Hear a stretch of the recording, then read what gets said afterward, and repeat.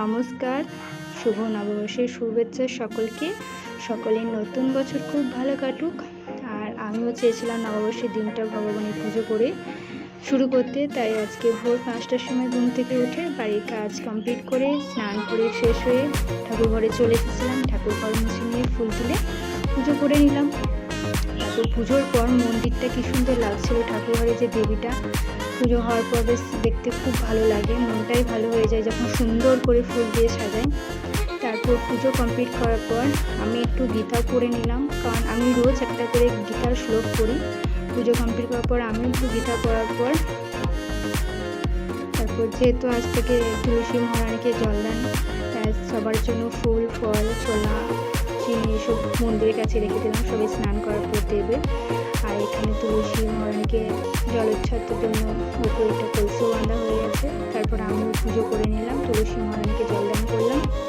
তারপর আমাদের বাড়ির পাশে যে বজরংবলী মন্দির আছে সেখানে গিয়েছিলাম আমি আর আমার বর, আমরা দুজনে মিলে সেখানে গিয়ে একটু প্রণাম করে এলাম।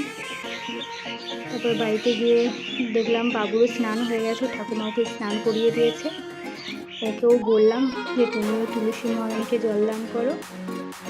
ও যেহেতু ছোটো, ওকে বলে বলে দিচ্ছিলাম, ও সেভাবেই দিচ্ছিল। প্রথমে ও ফল দিয়েছে, তারপর ফুল ছোলা, তারপর ও তুলসী মহারানীকে জলদান করলো সবার শেষে।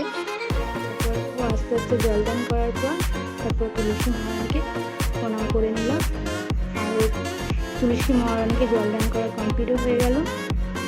তারপর আমার বর একটু বাইরে গেছিলো, আমার মা ফোন করেছিল কিছু জিনিস দেওয়ার জন্য, আমাদেরকে কিছু খাবার আর কিছু পয়লা বৈশাখের জন্য ড্রেস কিনেছিল, সেগুলো দেওয়া হয়নি কারণ মা ছিল না, বাইরে গেছিলো, তাই দিতে একটু লেট হয়ে গেছে। সেগুলো আমার জন্যই গেছিলো।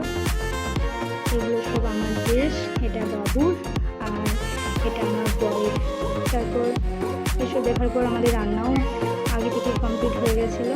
আজকে আমাদের মেনুতে এগুলোই ছিল: উচ্ছে ভাজা, আলু সেদ্ধ, আমডাল, মাছ সর্ষে, চাটনি, পোস্ত, এসব রান্না হয়েছিল। তারপর রান্না কমপ্লিট করার পর সবাইকে ডাকলাম খাওয়ার জন্য, সবাই দুপুরে খাওয়া কমপ্লিট হয়ে গেল। তারপর আজকে বাবুকে নিয়ে আমরা গেছিলাম রেল লাইনে এই সাইডে ঘুরতে গেছিলাম, কারণ প্রত্যেকবার তো আমরা পার্কে যাই, তাই বললাম আজকে অন্য কোথাও চলে ঘুরতে, তাই আমরা আজকে এই সাইডে ঘুরতে গেছিলাম। ঘোরাঘুরির পর আমরা বাড়িও চলে এলাম, সন্ধে হলো। আর বাড়ির জন্য কিছু টুকিটাকি খাবার কিনছিলাম, দোকানে গিয়ে কিছু খাবারও কেনা হয়ে গেল। আর বাড়িতে সবার জন্য কিছু খাবারও নিয়ে এলাম, যেমন এগ চপ ছিল, আইসক্রিম, আর আমার মা দই বড়া দিয়ে পাঠিয়েছিল, সেগুলো সবাই মিলে সন্ধ্যাবেলায় খাচ্ছিলাম। আর এইদিকে বাবু, ওর ঠাম্মি, দাদু, ওরা সবাই গেছিলো নতুন খাতার মিষ্টি আনতে। ওরা মিষ্টি আনা ওদের হয়ে গেল, আর বাবু তো ওয়েট করতে পারছে না, মিষ্টি খুলে ফেলেছে সব, দেখছে কোনটা কি দিয়েছে। ভিডিওটি এই পর্যন্ত, আবার দেখা হবে নেক্সট ভিডিওতে। সবাই ভালো থাকবেন, বাই।